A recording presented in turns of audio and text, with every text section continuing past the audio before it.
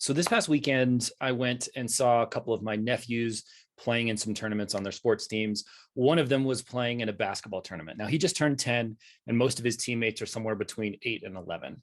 And so as you can imagine, it's been a very interesting season to watch these kids kind of evolve their playing tendencies. And I've been trying to coach them along, help a little bit where I can, especially with my nephews. But one of the things that I see these kids do over and over again is something that I think that a lot of people in business actually end up doing when we're in situations like a pandemic.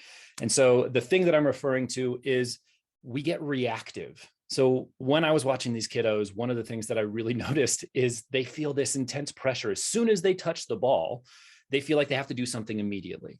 They catch the ball and they think they either have to dribble, they have to shoot it, or they have to get it out of their hands, right? This building of anxiety once they feel like the focus is on them.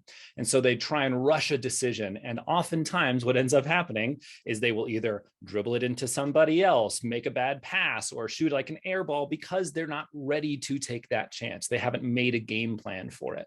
And a lot of organizations have done the same thing. When we are in times of stress, of crisis, when we don't know what's happening, we feel like we are in danger, we tend to cling to things that we don't necessarily need to. We get in self-defense mode and we get reactive and we just try to survive. But when we think about organizations that have been able to stand the test of time, they've seen a lot of these kinds of things come and go. And the ones that have really been able to establish themselves as really dependable brands, but also places that people want to work and want to stay with, actually make sure that they are in line with their character before they make decisions. And so I want to give you 3 tips on how you can stay intentional when it comes to this time in our human development, we'll say. And the first thing you can do to make sure that you are being intentional in times of crisis is make sure you are clear on your mission or vision, whatever that statement of purpose looks like for your organization. You have to be clear on that before you make any of these big decisions, because the worst thing that you can do is be headed in one direction and then say, well, just because we can do this other thing and make some money here, we're going to change gears entirely and go this route. Because if it doesn't move you towards your mission, if it doesn't move you towards that vision, then what you end up is derailing why a lot of people probably joined your organization in the first place. So you're going to chase off some of your probably best employees, the most passionate employees. And you're also going to chase off some of your best customers because they're not going to recognize, they're like, this isn't what I signed up for. So sure, you might pursue a new opportunity. There might be some money in it in the short term, but in the long term, you could do big time damage to your brand. So get sure on what that vision or mission is, and then ask yourself, does this actually move us towards that?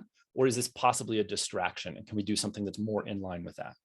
Number 2, check into your values, those core values that a lot of organizations say they have, your principles, your operating principles that make sure that we're all on the same page when it comes to how we show up for each other behind the scenes. If you have core values, your actions should be a reflection of that. The way you conduct your business, the way you make decisions should be a reflection of those values.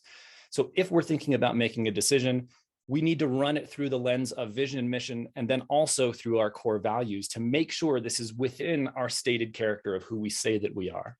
And then finally, there is a temptation of leaders at the top to try and keep things too quiet. We hold things too close to the chest. And when that happens, the narratives around us start getting out of control. When people don't hear something from the top, their tendency is to fill in the gap.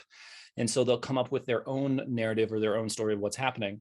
And so the idea here is, obviously you want to be responsible with the things that you share with your team, but make sure you're getting some feedback. Say, hey, we're thinking about trying this thing. You don't have to put it out to the entire company. And it doesn't even mean that you turn it into a democracy and everybody gets to vote on it.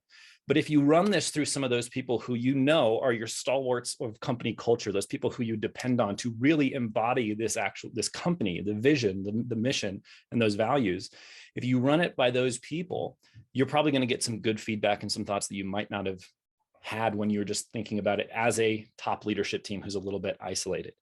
Get feedback throughout the organization from people who it might impact when you make these decisions, and see if maybe there are ways to improve or tweak the decision.